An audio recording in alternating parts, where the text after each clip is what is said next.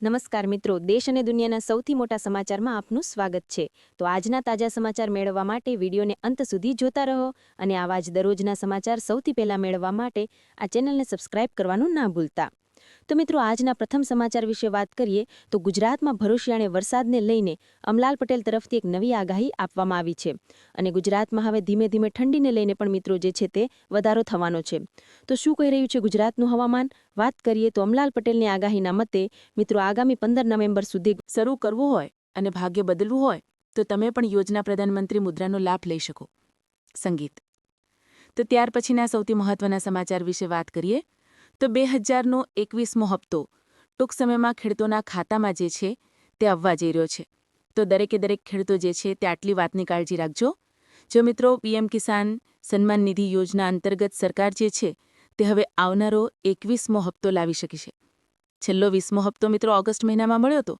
ત્યાર પછી હવે સપ્ટેમ્બર, ઓક્ટોબર અને નવેમ્બર એટલે કે 3 મહિના પૂરા થયા છે.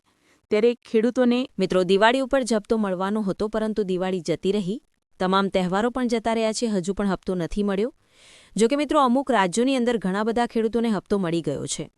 તો હવે બાકી જે ખેડૂતો છે કે જેમને હપ્તો નથી મળ્યો 2001મો, તેમને મિત્રો આવનારા એક અઠવાડિયાની અંદર જે છે તે હપ્તો ખાતામાં આવી શકે તેવા કેટલાક અહેવાલો સામે આવ્યા છે.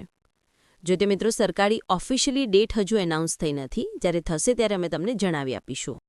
તો ત્યાર પછીના મહત્વના સમાચાર જોઈએ તો 3 મહિનાનું રિચાર્જ જે છે તે મફત આપવામાં આવશે કે નહીં તેને લઈને જે મિત્રો મેસેજ વાયરલ થઈ રહ્યો છે.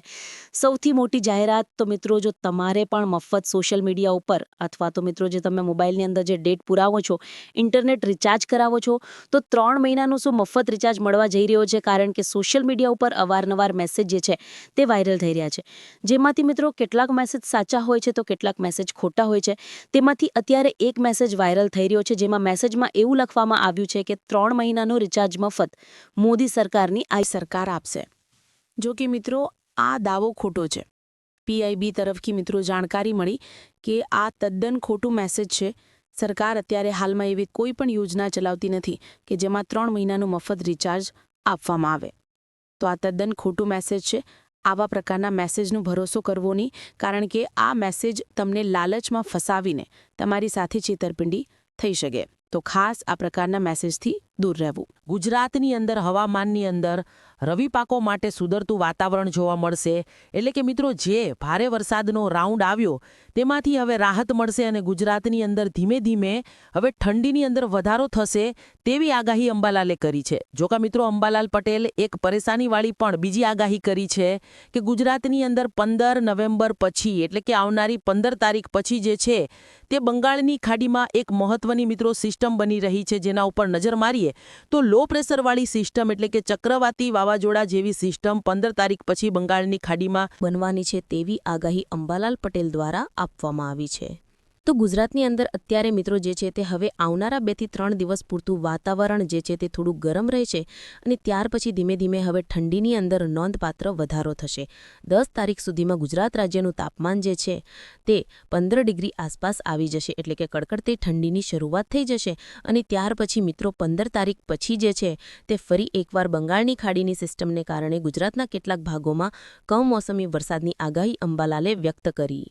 તો ત્યાર પછીના મહત્વના સમાચાર મિત્રો જોઈએ તો 25 ઓક્ટોબરથી લઈને 5 નવેમ્બરની અંદર મિત્રો જે ભારે વરસાદી માવઠા આવ્યા તેને કારણે જે પણ નુકસાન ગયું છે મિત્રો ખેતીની અંદર, તેને લઈને ખેડૂતો અત્યારે ગુજરાત સરકાર સામે 4 મોટી માંગણી સાથે ઉતર્યા છે. ત્યારે ગુજરાતના ખેડૂતોની શું માંગણી છે તેના વિશે મિત્રો વાત કરીએ તો ગુજરાતના ખેડૂતો જે છે તેમને જે નુકસાન થયું છે તેની માંગ કરી રહ્યા છે વળતરની.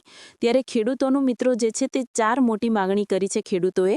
તેમાંથી પહેલી માંગણી છે કે ગુજરાતની અંદર જે છે તે મિત્રો પાક નુકસાન સહાય જે છે તેનો